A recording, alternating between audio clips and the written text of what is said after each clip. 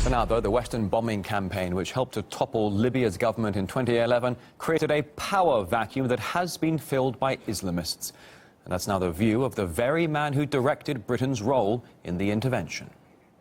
Some commentators have argued that the military intervention in Libya empowered ISIL by removing an important barrier to the growth of militant Islam in North Africa. Would you support that view?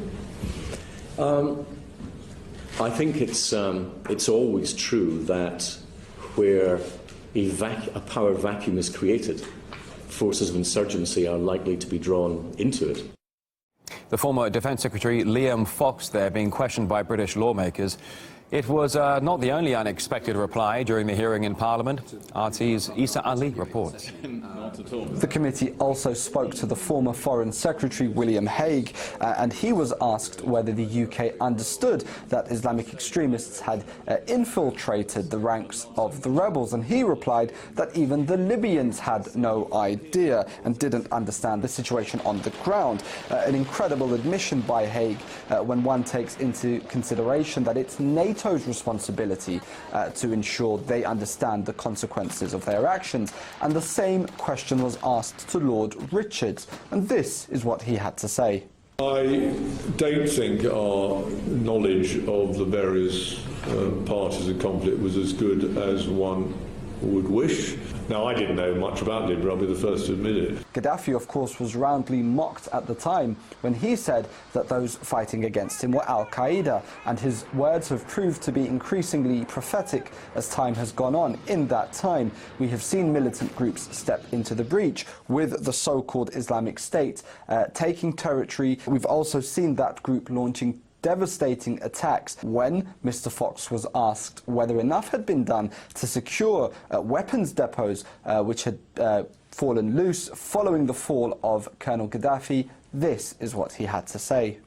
It was and is always an unavoidable consequence of not having ground forces that you can have leakage of weapons of that nature.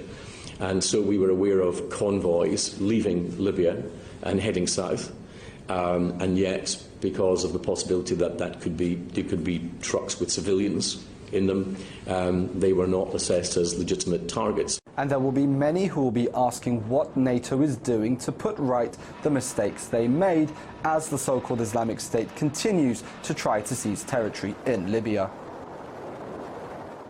Thousands of ISIL fighters are reportedly operating inside Libya now. The terrorists are stepping up their offensive and have recently carried out a string of deadly attacks.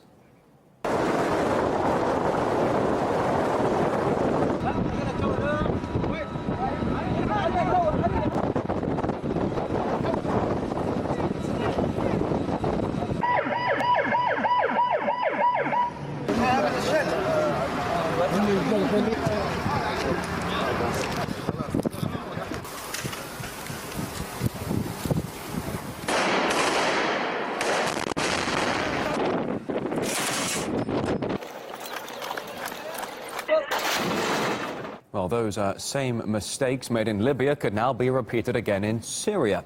That's the fear of independent news editor Abdel Bari Atwan. They don't want to send troops, whether in Syria or in Libya, ground troops. This is the problem. They want the other people to do the job for them.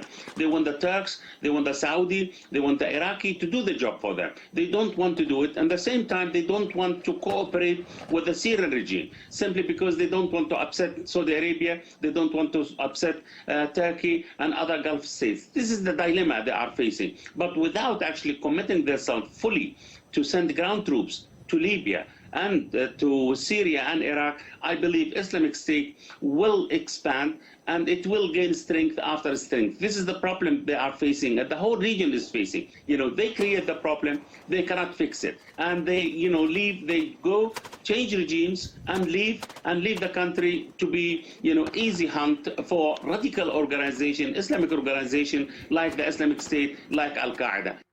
It's RT International. The death toll in the attack on the Bacha Khan University in Pakistan has reportedly risen to 30 people. More than 50 others were wounded when several gunmen stormed the premises on Wednesday morning. At least 6 huge blasts were heard inside the university. 4 attackers were killed in a shootout with security services, but several are believed to have escaped. The Pakistan Taliban saying it was behind the attack.